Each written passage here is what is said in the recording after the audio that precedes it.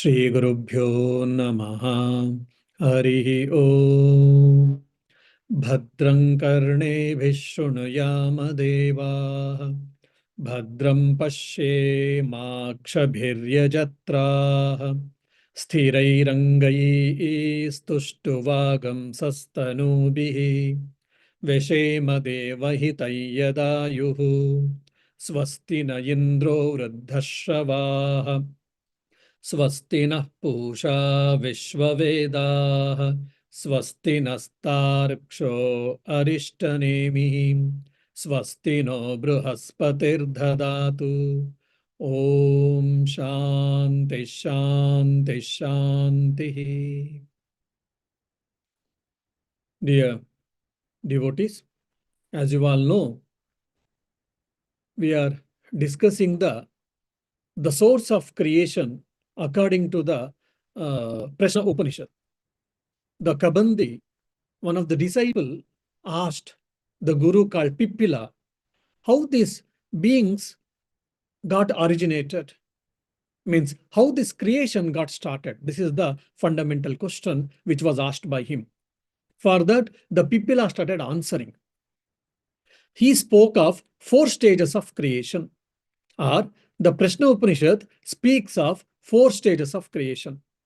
One is Mithuna Srushti, the second is Kala Srushti, the third is Anna Srushti, the fourth is Praja Srushti. These are the 4 Srushtis, 4 types of creation, or 4 stages of creation has been explained by Prashna Upanishad. Now, we were speaking of, or we were discussing about Mithuna Srushti. Srushti means creation, the literal meaning, but here we have to take as manifestation. And Mithuna means the source, the pairs actually. So the things has been created in the pairs. Which are that pairs? If you remember, Rai and Prana, or Prana and Rai. This is at the macro level. Prana and Rai is being considered as macro level. Now at micro level, if it comes, then what happens? It comes Bhokta and Bhojya. Bhokta, prana is Bhokta, that is enjoyer, and Rai is considered as Bhojya, that is enjoyed, eater or eaten. Now at the symbolic level, the same Prana and Rai has been referred to Surya and Soma, sun and the moon. Soma or Chandra you can take, sun and the moon. Now, the prana is what? Amurtha, unmanifested, or in like it's subtle, and Rai means Murtha, manifested, that is gross form. So these things we have discussed already.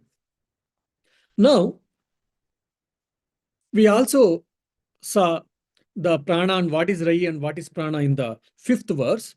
And in the 6th verse, what is Bhokta and Bhojya also, we try to discuss.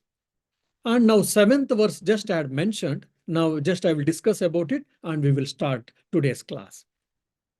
Sa yesha Vaishvanaraha Vishwarupaha Pranaha Agnir Udayate Tadetat Ruchabhyuktam. Sa yesha Vaishvanaraha. That very one is Vaishvanara. That very one means the eater, Bhokta, is known as Vaishvanara. Vaishvanara means he is the source of all the bodies. If you see, Hiranyagarbha is the Samashti Sukshma Sharira.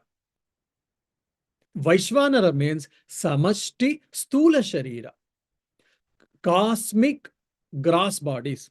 So Vaishvanara is the sum and total of all the gross bodies put together. So it is the source of matter, source of the all the physical bodies. That is called, and the universal form of the gross bodies is called Vaishvanara. From that only Vishwarupa comes. Vishwarupa means it is the cosmic form or possessor of all the forms. If you see in the 11th chapter in the Bhagavad Gita, in the Vishwarupa Darshana Yoga, what all the creatures we speak of, good and bad, cruel and etc., all has been seen in that universal form of the Lord, Vishwarupa, because everything has been emerged out. So they are telling symbolically, every form has been emerged out from that Vishwarupa, that is our Vaishvanara. Then Pranaha. So he is also called Prana. And Agni Udayate is also called Ud Agnihi, means fire, Tadetat Ruchapyuktam. And don't think that it is my understanding or my own thinking. It is even Rigveda, the oldest scripture in the world. The Rigveda also speaks.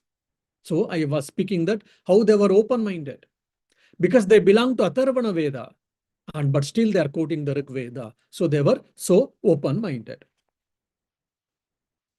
So what is that Rigveda mantra? We will see in the 8th verse. Vishwarupam Harinam Jatavedasam Parayanam Jyotihi Ekam Tapantam Sahasra Rashmihi Shatada Vartamanaha Pranaha Prajamanam Udayati Esha Suryaha. The wonderful form of, or the cosmic form of Surya, the Lord Sun, has been spoken.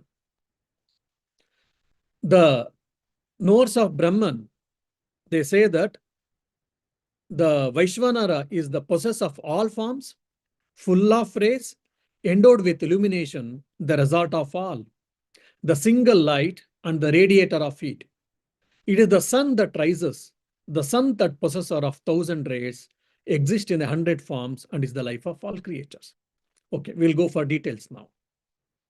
Now, in a symbolic way, in a figurative way, the Rishi or the mantra is telling very beautiful explanation. When a child has been taken care by mother, when mother hugs the child feels very happy. In the warmth, love of the mother, child feels very safe, secure. And even psychologically, they say that the metabolic reactions in the child becomes better when the child is in the lap of the mother.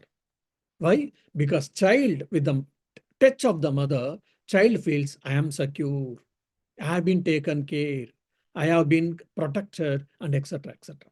So the same idea, similar idea has been told here. The sun god wants to embrace every one of us. By embracing, he wants to protect us.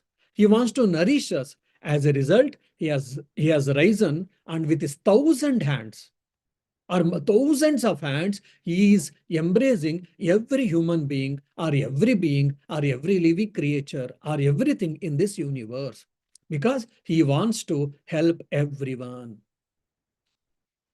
So that is the figurative usage in this verse. Now we will go to the details. Vishwarupam. Vishwarupam means he is the cosmic form, is the source of all the forms.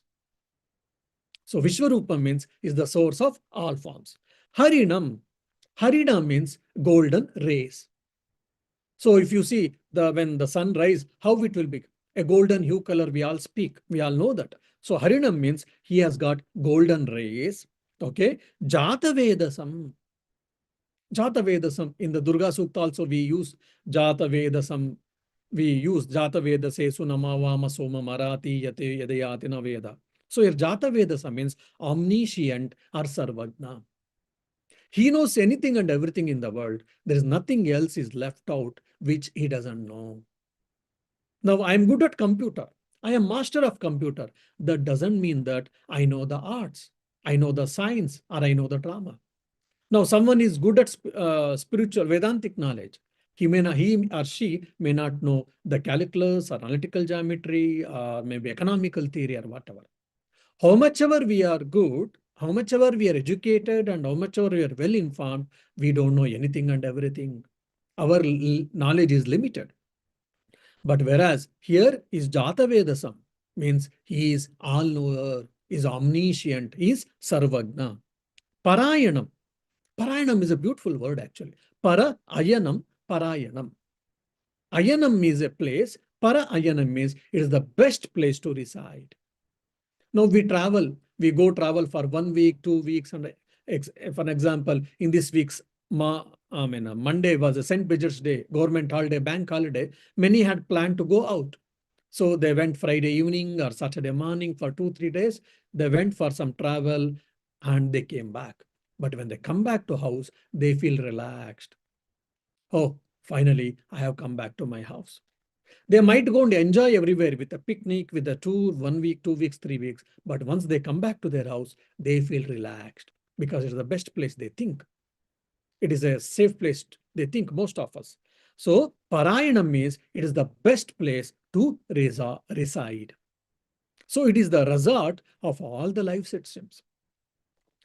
And Jyotirekam, and it is the only one source of light, source of energy. There is no second one. There is only one source of light. Jyotihi ekam. Ekam Jyotihi. And tapantam. And that Jyoti, that light, it also is the radiator of heat. It also boils. It also cooks.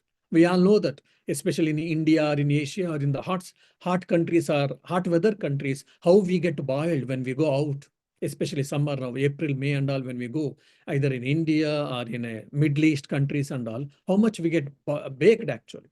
Even using the solar energy, we can cook actually. Many, even the hostels and the institutions, we use solar energy, boil water, boil vegetables, make dosa, idli, or lentils boiling and all. So tapantam, it also boils. And even you see, for example, ocean. In the ocean, because of the sunlight and heat, it gets evaporated and clouds are formed, and that's how we get rain. Now imagine if sun heat was not there, then to heat and to produce the vapor from the, what you say, sea, how much gas or how much electricity would have been used, would have been required. Thank God. And Sahasra Rashmi, Sahasra Rashmi means he is possessor of thousands of rays. Sahasra, 1,000. Rashmi means rays. He has got 1,000 rays. Means when the sun rises, you can see all the rays, diverged rays. So he's told, Shatada Vartamana. And not only thousands of rays in a multitude. Some are small, some are big, some are short, some are very intense, some are light. So there are multitude of beings in all the directions. Okay. Pranaha, Prajanam Pranaha. Prajanam Pranaha is the life of all creature, is the source of the life. Prajanam Udayati Yesha Suryaha. Yesha Suryaha Udayati. When the sun is rising, so we are all getting blessed. We are all getting energy. We are all getting life. All the creatures are getting life. So the universal form of the Surya has been explained here. Now here, it is a figurative usage. Yes, we all can imagine how the sunrise happens, and when the sun rises, how our day activity starts, our life starts, all we know that. So basically, here is telling it is the source of our energy. Even we can say in the December, January, we feel many of us, we live here, especially in the Ireland or in the Europe and all, because less daylight because of that, and cloudy and etc. and cold etc. We feel very gloomy weather. Because of that, we don't feel happy. We don't feel very active. Our emotions are disturbed. Sometimes we feel very passive. We are not active. Why? Because because we don't get enough sunlight. Whereas if there is enough sunny day and people feel very happy, their emotions, they feel more or less, they feel very happy. They would like to go out. They would like to play. They would like to do activities and all. So how he is nourishing us, how he is creating a life, how he is creating even emotions and the energy and etc. So that we have to think actually. Now, afterwards, the Mithuna Srushti, afterwards, the second stage of Srushti, we should remember that is a Kala Srushti. Kala Srushti has been explained in the 9th verse, and few other new concepts also will be introduced. Samvatsaro vai Prajapatihi. तस्यायने दक्षिणं च उत्तरं च तद्देह वै तद् इष्टापूर्ते कृतम् इति उपासते ते चन्द्रमसमेव लोकम् अभिजायन्ते त एव पुनरावर्तन्ते तस्माद् एत ऋषयः प्रजाकामाः दक्षिणं प्रतिपद्यन्ते Yesha vai raihi ya pitruyanaha. So many concepts are involved in this one shloka. It may take some time. I will explain step by step. The ear is verily the lord of creatures. Of him, there are two courses, the southern and the northern. As to that, those who follow in that way, the sacrifices and public good, etc., that are products of action, verily the word of the moon, they conquer. It is they who come back, who are desirous of progeny, attain the southern course, that which is the course of the mains is verily good. Now, Prajapati Samvatsaraha. The Prajapati, who is Hiranyagarbha, or the Brahma, the creator of the God, he himself has been manifested in the form of Samvatsaraha.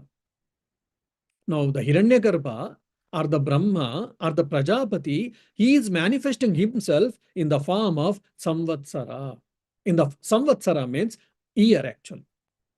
So that means the Vedas doesn't accept the theory of creation, it only accepts the theory of manifestation. In Hinduism also we speak of creation, but that is a Puranic concept, much later developed. We all believe not in the creation, we believe in the manifestation. That's why Samvatsaro vai Prajapati. Prajapati himself became Samvatsara. He himself got manifested in the form of Samvatsara. Samvatsara means year. Okay. Now, how this year has been calculated in Hindu Panchanga, Hindu calendar, if you see, Samvatsara, an year. Year has been divided into two halves. One is Uttarayana, the other is Dakshinayana. Then it also has been, broken into pakshas, two pakshas, and pakshas are also further divided into tithis, or the tithis constitutes the paksha, and every day is constitutes of dina and ratri, day and night. We all know that. So keeping that, here the author is speaking now. Tasya ayane, and that Prajapati is been manifested in the form of Samvatsara. Now, Samvatsara means year. We all know that physically. Now, Samvatsara has got a preceding deity. That also we should remember. So, that they are speaking of. So, the Prajapati is formed, has been manifested in the form of Samvatsara, Adidevata, the preceding deity of an year. Okay. And he has got two parts. What is that part? One is Dakshinaka. It is called Dakshinayana. The other is called Uttarayana. Ayana means actually movement, travel actually. So when the sun is traveling from north to south, north hemisphere to southern hemisphere, northern hemisphere to southern hemisphere, that is called Uttarayana. Means the sun is traveling, the sun is moving in the northern direction, or from north to south actually. That is roughly Jan to July. Okay. Then Dakshinayana, when the sun is traveling from southern hemisphere to northern hemisphere, that is the sun is moving in the south direction. So that Samvatsara has been further divided into Dakshinayana and Uttarayana. Okay. And Dakshinayana, Uttarayana, we all know that. And that also has been further divided into Paksha. Shukla Paksha, Krishna Paksha. Shukla Paksha means from new moon, from new moon day to full moon day. From Purnima to Amavasya is called Shukla Paksha. Shukla means white. So when the moonlight is getting manifested more and more, the size of the moon gets manifested more and more, that means you get more and more moonlight. So that's called Shukla Paksha, from new moon day to full moon day. And Krishna Paksha means full moon day to new moon day. That is Purnima to Amavasya. That is slowly, the size of the moon is getting diminished or reduced, because so that the darkness gets increased. That is Krishna Paksha. Krishna means dark. Okay. That's how the tithis has been done. And every day has been divided into what? Two parts. That is day and that is the night. Okay. Now here, so Surya and Chandra is the source of our life. That is what the overall the meaning of this, this particular shloka, particular verse. Now why? In the Veda, Agnishomiyam Sarvam, there is a mantra, Vedic mantra, which describes Agnishomiyam Sarvam. Sarvam, all in all, everything. Everything is what? Agni and Shomiya. Agni means here Surya. We have to take Shomiya means Soma. Soma means Chandra. So whatever is there manifested, everything is what? Surya and Chandra, sun and the moon. That is what Vedic concept. Now, how can be everything is only sun and moon, nothing else? So what do they mean by that? We have to understand, which has got bit subtle meaning, deep meaning. I'll be trying to explain. Now, the sun, physical sun, we are saying that, but they're speaking of the energy which has been the source of energy. The sun means he is Preraka Shakti. He inspires people to do the work. As the sun rises, we get up and we start working. Then prachod and then sanchalana. All the movement happens in the daytime only, most of it. Of course, some animals they do at night. Nocturnal people also they work night, late night, and they sleep early morning or daytime. But generally, it is we are not been designed like that. We might have taken the liberty, but we are not discipled. I mean, we are not been designed like that. And because of the sunlight, food is produced. Because of the sunlight, even all the metabolic reactions in the world is happening in the earth planet. And the sun represents light. Sun represents knowledge. Sun represents discrimination. Okay. Then what about Chandra, the moon? The moon represents the presiding deity of the mind, actually. Mind is very, very important for all of us. Of course, every part of the body is important, but mind is much more, very important instrument. The presiding deity of the mind is what? Chandra or the moon. And not only that, the whole day we did work and we need a rest also. We need some relaxation. And the evening time or the night time is the best time for the relaxation. Even today, early to bed and early to rise was the told by our forefathers. No, because of our lifestyle and all, we have been disturbed, no doubt. We are not following it. And today, science and today, psychology and science also is telling that, yes, early to bed and early to rise will take care of our health. They say that if you say after particular time, if you don't sleep, if you sleep late and if you get up late, then what happens? When you sleep, in the brain cells get rest and the gray matter is produced and it is maintained. Because of that, our memory power and everything is become better. And in the night, if you work and if you sleep, you might get body rest, but if you get up late also, but still that metabolic reaction, whatever the body was supposed to do, brain was supposed to do, it won't do. And as a result, the loss of memory power or the gray matter, which is the result of our brain activities, has been reduced, it seems. So that means the relaxation for the body and mind is the best time is for the night. And for that, the Chandra is the source and Chandra is the reason. And whatever we do, this is a very subtle concept. In Chandogya Upanishad, they speak. Now, whole day we do a lot of actions. Good actions, bad actions, rightful actions, unrightful actions, righteous actions, unrighteous actions, all things we have done. That karma has produced karma phala, the fruits of action. Now, all that fruit of actions has been stored in us, we know that, in our subtle body, in the Sukshma Sharira. Now, where it is stored, if you ask, I think Chandogya Upanishad tells, there is a small nerve, very small, very tiny nerve, which is not, which cannot be seen generally in our naked eyes, which is near our heart. The name of that nerve they call Puritat. Puritat, which is near the heart. There, all the whole day actions, whatever we do, good actions, bad actions, and all the results, impressions, and the results will be stored in that nerve during the night time itself. For that, Chandra is the responsible, they say. And not only that, we have taken, we have eaten, and we are doing a lot of energy and etc. The body has to observe and it has to get nutrient. The nutrition has to happen for that. Whatever we eat and we work, and body has to observe, and body has to observe that nutrients, energy from the food. For that, the nutrition power is being given by the Chandra, the moon. And not only that, very interestingly, they say when we die, our physical body is no more. It is here. It is our subtle body is there. So to go back and to come back again, for the Chandra is the main reason, main cause for it seems. So from this all points, so the whole world, whatever we see, for that the two main sources is what? Surya and Chandra. So that has been told in Prana and Rai.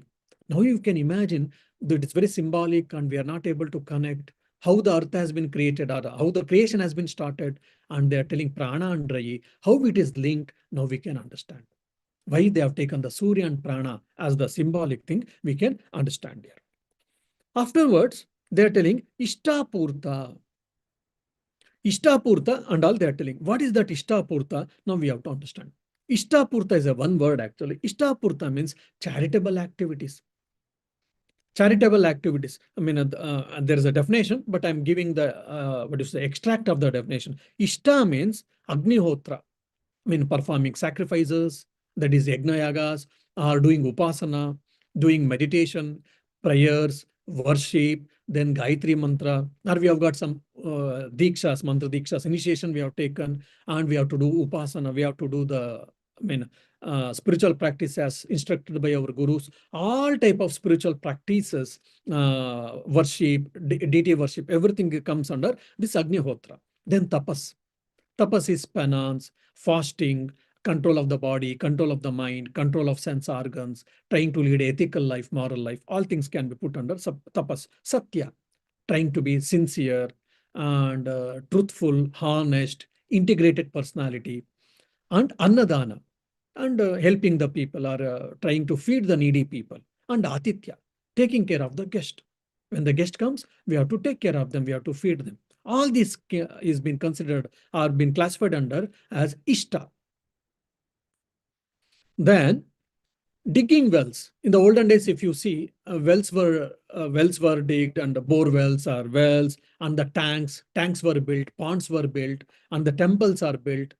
All these things, and the rest houses were built, shelter houses, free shelter, social housing we speak today. All of them come under Purta. So all these activities put together is called Ishta Purta there. So if you do all these actions, what happens? You get lot of punya, means lot of merits you get it. Okay. Then if you're desiring merits and if you do it, yes, you will get all that merits, and but then again you have to take a birth. Then if you do all these actions in the Nishkama karma way, I am not expecting any results. I am helping for helping sake. I want to help the people. I want to support the people. I want to do service. So without expecting any results, I am doing from the charitable mindedness with helping for help's sake, love for love's sake, like that. Then this Nishkama karma, along with Upasana, if you do, then you'll go to Brahmaloka and you will never take birth. So how one has to do his activities also has been told in this loka.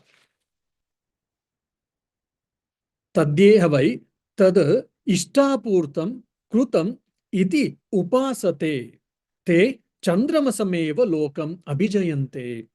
Now, they have done all these actions, and with upasana, with a worship and with a meditation, they go to Chandraloka or Svargaloka, because in Puranic concept, they use Svarga, heaven. So even the Semitic religions, they speak of heaven. We also speak of heaven or Chandraloka or Somaloka. We go to Chandraloka after our death. Then there we enjoy. We have got a merrymaking. There is no hunger. There is no difficulties. There are no problems. Bank balance problem we don't have. Taxation problem we don't have.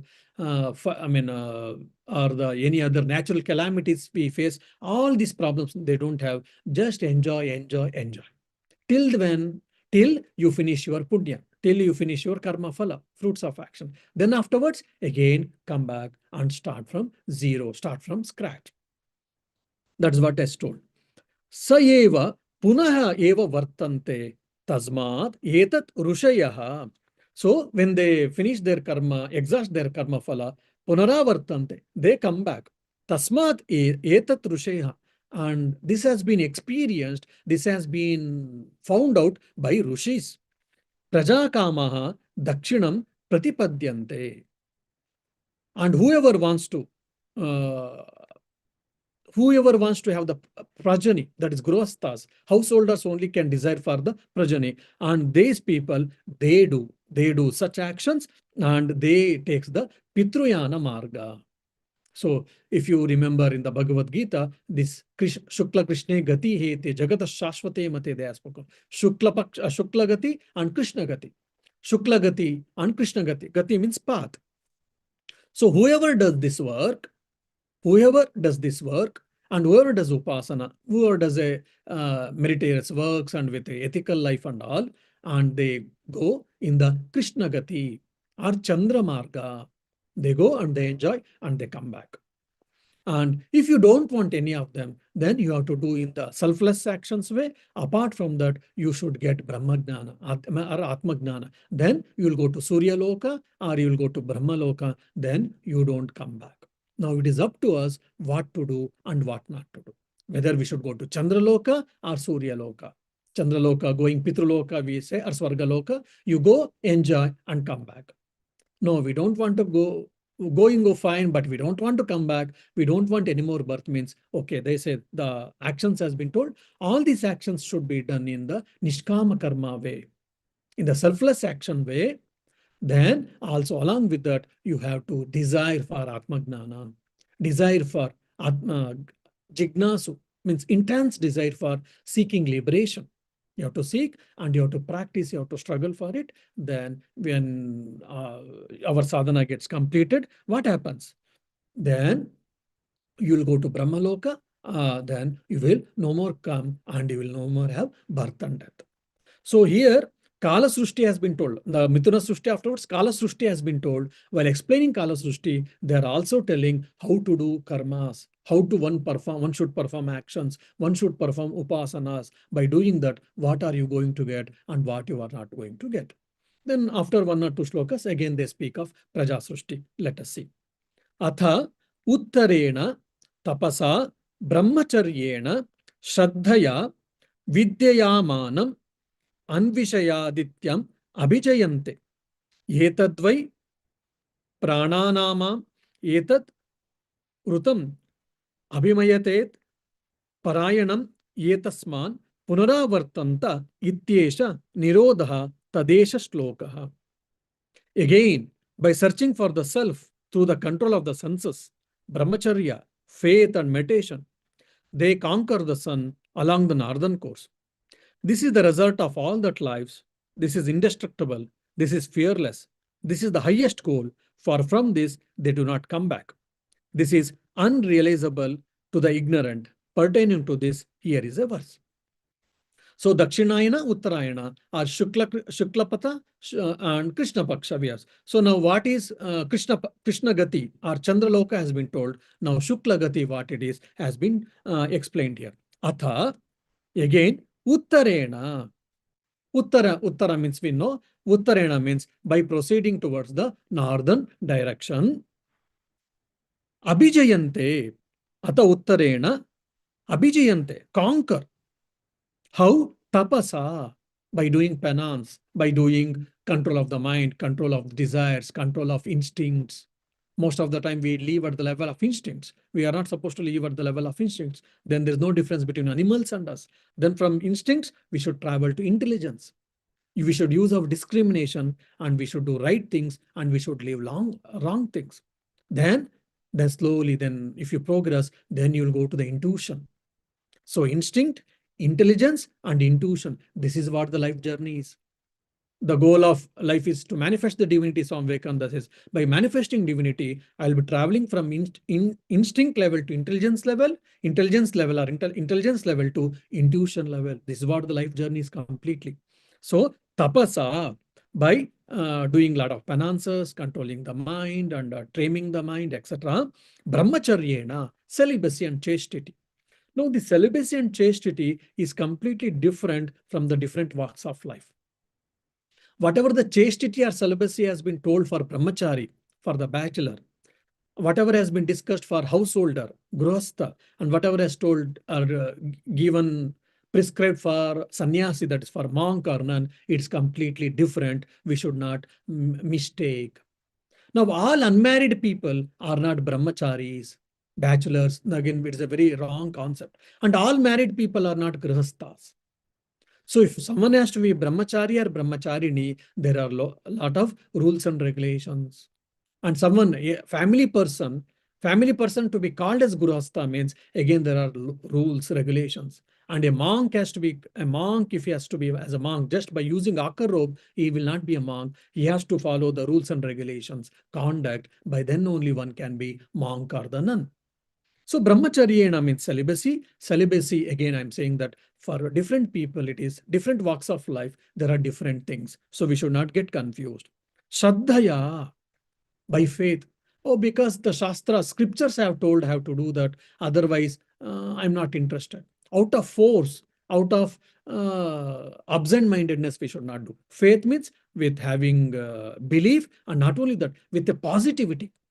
With a positive mindset, we have to do all these spiritual practices. Shraddhaya and Vidyaya. Vidyaya means knowingly why I am doing this meditation, why am I chanting, why I am doing all this worship and etc. And Vidyaya is also mean meditation.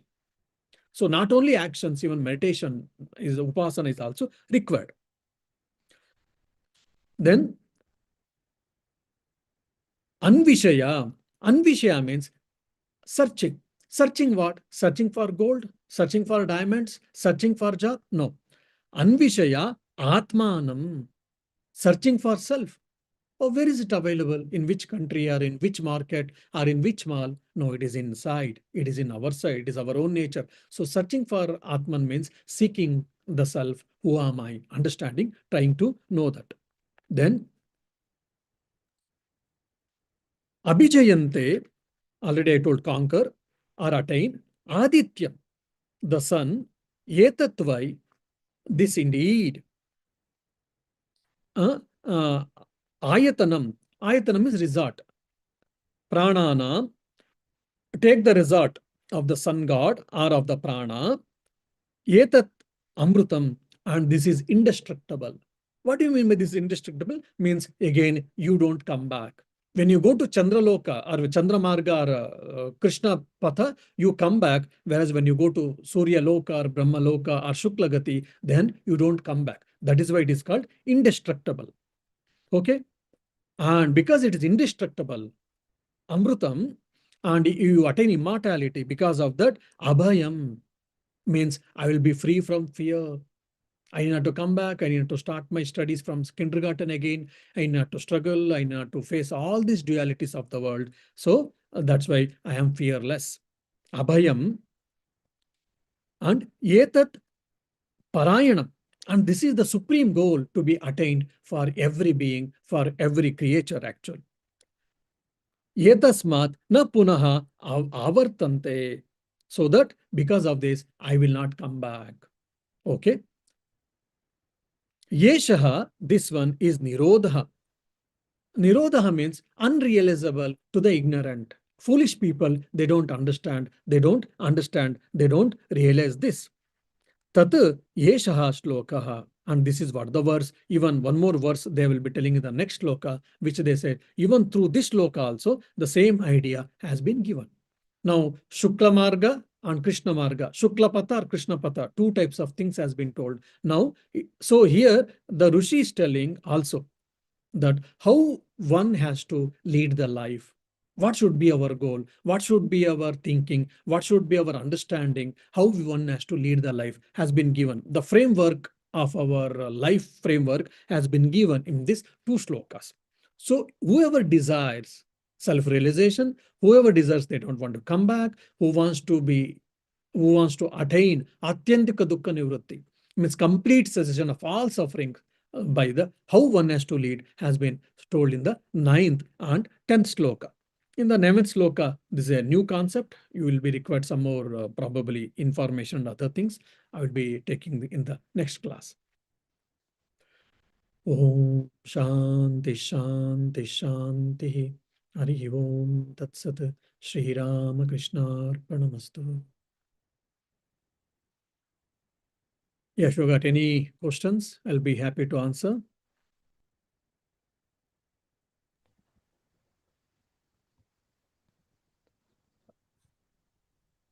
Pranam Swamiji, I Mhm. have a question. Mm. You said you mentioned this term Agni Shomiya, Mm. and in that you said the Agni implies Surya, right? Is that Mm. did I hear it right? Okay. Now, in the Vedas, there are many suktas and many mantras dedicated to Agni, who is Do all this automatically imply also Surya? No, No. no. There, because most of the places Agni means there is the Lord of Fire, Agni Deva. Okay. Yeah. So that's where we have to understand contextually. Mm-hmm. Yeah. Okay. Yes. Thank you so much. Mhm. You got any question? No. So any others? Any question?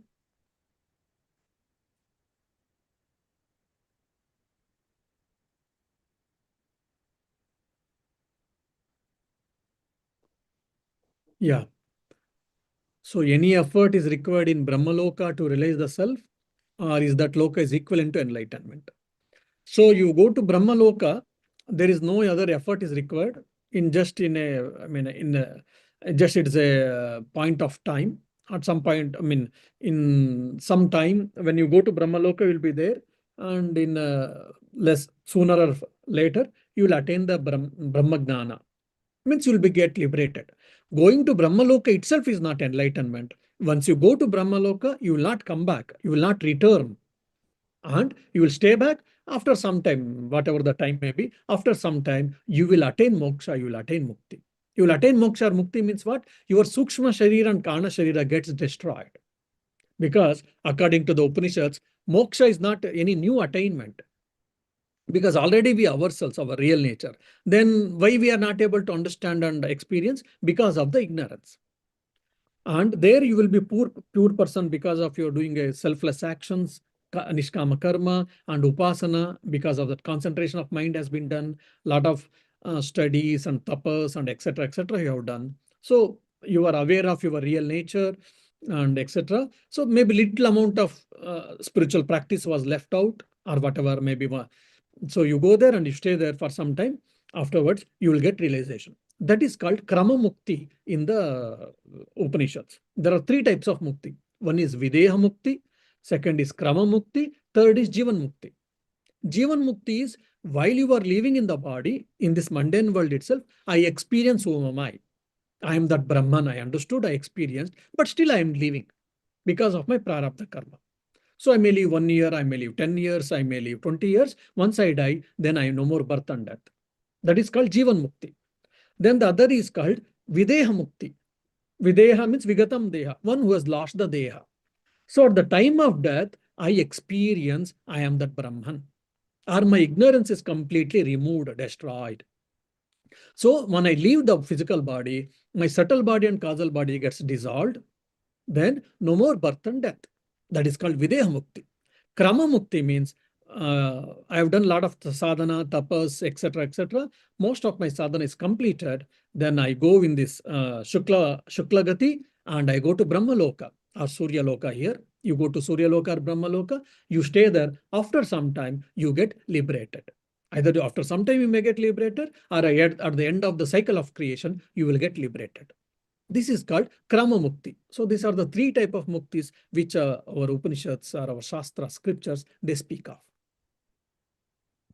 Swamiji, I have another question here Mm, regarding the Soma Loka mm. and the people who are doing okay good karmas, but with the objective of getting something, they can ultimately go to the Soma Loka, right? Is that correct? So if you desire for fruits of action, now for Yes. an example, I am building a house. I am building a social housing. Or Mm, for the needy people, I am trying to build some houses. Now I am desiring that, okay, my people should recognize my charitable mindedness. mm, People should thank me. People should praise me. They should put my name and I should get some prizes or basically some medals or whatever, awards and etc. mm, So you are designing for name or you are designing for fame or you are designing for power, position or whatever say. mm. So that is called sakama karma. So you have done all the good actions, but desiring for some results basically. So such people, they led a good life, moral life only. They led a good life, moral life and all. So when they die, they go to Chandraloka or Somaloka or Krishna Gati. And they go there because they have got a lot of accumulation of the Punya Karma. Because of that, they enjoy there. And after the fructification of the or the exhaustion of the Karma Phala, again they come back. and they start their journey. But don't such people, uh, aren't they told anywhere that that also means coming back and then all the sufferings? Of course, there are some enjoyments in the Somaloka, but after coming back, there are also sufferings, right? So, don't they ultimately even out, equal out, and perhaps it's a futile effort to do this sakama karma? Yeah, that's what now Upanishad is Yeah. telling. Oh, my dear, you go to Chandraloka and you will enjoy, Yes. and you'll come back again and you have to start your life. So it Yes. has been told. That means you have to decide now whether you want to desire for fruits of action and go to Chandraloka and come back, whether you want to do that, or instead of that, let me do the work in the Nishkama Bhava and let me get rid of all these things. Because Upanishads doesn't want to rule anything. Hey, do this, don't do this. They are not telling. If you do this, what happens? If you don't do this, it won't. What happens? They are telling you. They are explaining and they are giving option for you. Now it is up to you to discuss and decide. Mhm. They're not like Hitlers or they're not like people. Okay, you should do this. You should not do this. Hot task. Mm. No, not that. Mm. Yeah, they are giving a freedom for us. It is up to you what you want to choose, and based on that, you will have the consequences. Mm. Okay. Hmm. Okay. Okay. There is Thank you a so much. state of instinct to the intuition and the intelligence. What would be great if you could elaborate on the state of intuition? So the intuition is called the highest faculty of the mind. In the Gayatri mantra, we speak of Dhiyo Yona Prachodayat. The Dhi is called intuition. In the translations, they say intelligence, but it is not intelligence, it is an intuition.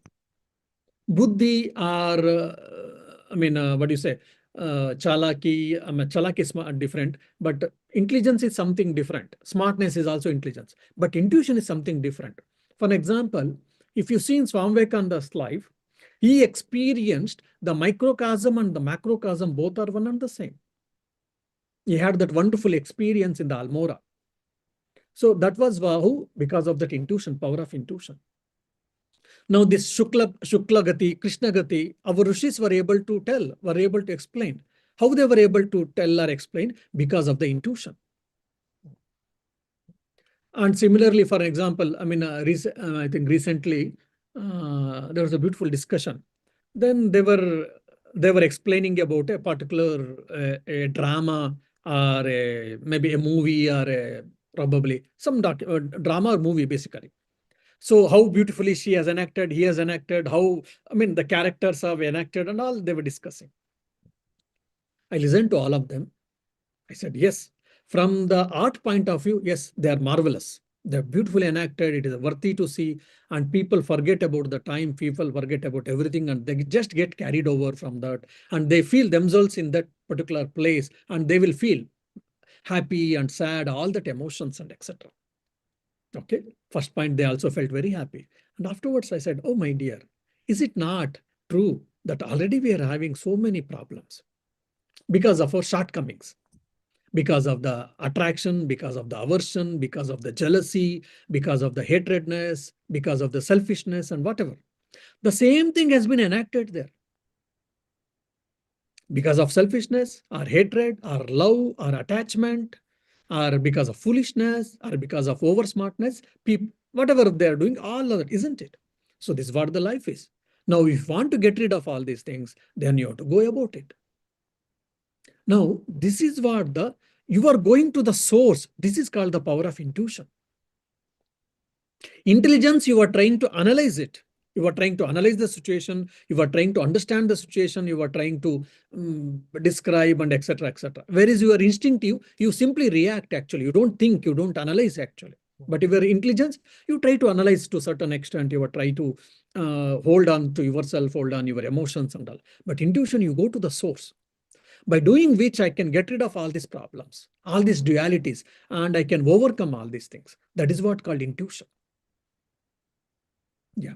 How this is attained? That is by having a more and more practicing a disciplined life, and probably going more and more towards God or towards self, and and practicing a truth and celibacy. All these things, by this we can get the intuition. All our rishis, if not most of the rishis, had that the intuition was developed, well developed. That's the reason they got so much knowledge. And the other word for the is also called medha. Yeah. Thank you so much. Okay. What is Brahmaloka? Brahmaloka, there your Sukshma Sharira and Karna Sharira is there. There you are happy and they were peaceful and you are blissful, no suffering and no returning back. And how is different from other lokas, if you ask, there the more it is more and more subtler actually.